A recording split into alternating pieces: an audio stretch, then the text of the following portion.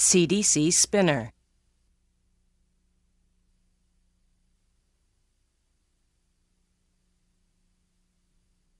Step 1.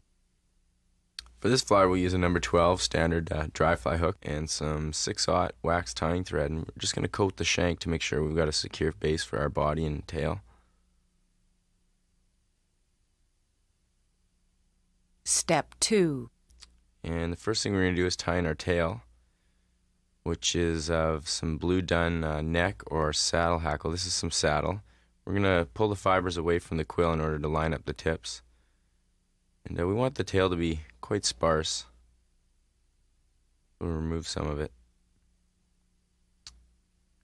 And now we're going to measure it up to make sure it's approximately the length of the hook shank, maybe a little bit longer. And secure it in place right on top of the hook shank. We're going to kind of try and flare it out a tiny bit. This will help balance the fly and look a little more natural.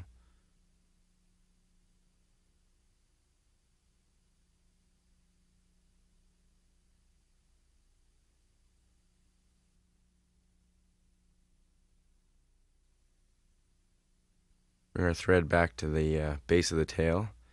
We're going to start adding a tiny bit of dubbing here. This is some blue dun superfine dubbing, which is an excellent dry fly dub. We want to try and keep the tip of that dubbing needle nice and tight. This will help lay the dubbing along the hook shank nice and neatly and keep the end from flaring.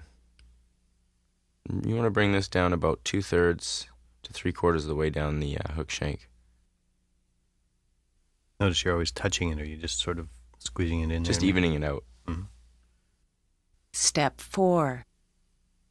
Now for the wings, we're going to use some blue dun CDC, and again, you can use whatever color you like, white or another soft color to match the body of the fly. I've got 2 feathers laid in side by side here. We're going to figure 8 them in right on top of the hook. We want to make sure they're securely in place so that they don't pull out on us. And again, for the wing, you can use poly dubbing or a Z-line material. This is a little bit more natural, softer looking. Make sure that's nice and tight. Not going to pull out. Once we get this securely in place, we're going to trim the ends of the material. You can see there, right across the top of the fly. I'll take and trim those butt ends off, and again on the other side, so they're about equal on both sides. You'll have a good look from the top here in a second to see about how long you want to make it, proportion to the hook. Step 5. Now we're going to come in with a little bit more dubbing, the same dubbing we used earlier, some superfine dubbing. We want to be quite sparse with this next step. Just trying to cover up some of the thread and do a little bit of figure 8 in and around the wings. To add a little bit more body to the fly and to neaten it up a little. Just a couple turns in and around the wings, maybe a couple turns at the head.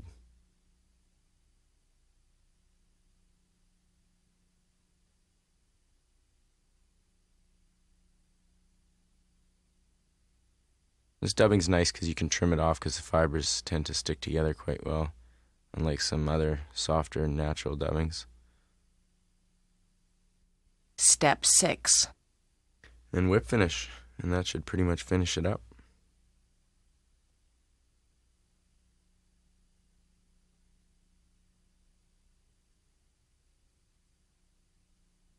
This is an excellent mayfly spinner tied in all sizes and colors, right down to size 22.